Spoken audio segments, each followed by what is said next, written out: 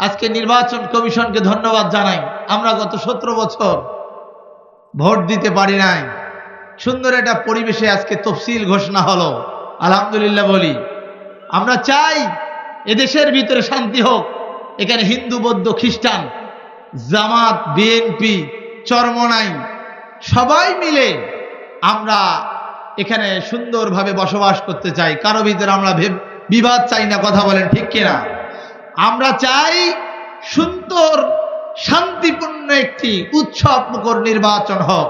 এজন্য নির্বাচন কমিশনকে আমরা আজকের এই মাহফিল থেকে অনুরোধ করব যে এ মাহফিল থেকে যে অনুরোধ সেটা হলো মানুষের 17 বছর যেটা আশা আকাঙ্ক্ষা করে নাই, সেই 17 বছরের আশা আকাঙ্ক্ষা আগামী 12ই ফেব্রুয়ারি 2026 সালে যাতে করে প্রতিষ্ঠিত হয় সে ব্যবস্থায় নির্বাচন কমিশনকে করতে হবে, কথা বলেন ঠিক কিনা?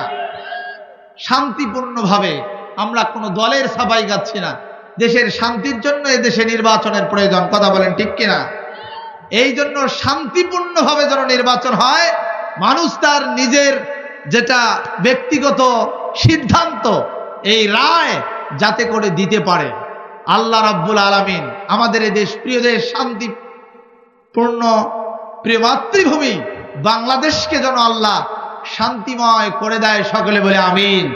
আমরা আগামী নির্বাচনের মধ্য দিয়ে আল্লাহর জমিনে আল্লাহর দ্বীন যেন কায়েম হয় এই আশা ব্যক্ত রাখছি। আল্লাহ যেন সেটাও কবুল করে, জোরে বলে আমিন, আরো জোরে বলে আল্লাহুম্মা আমিন।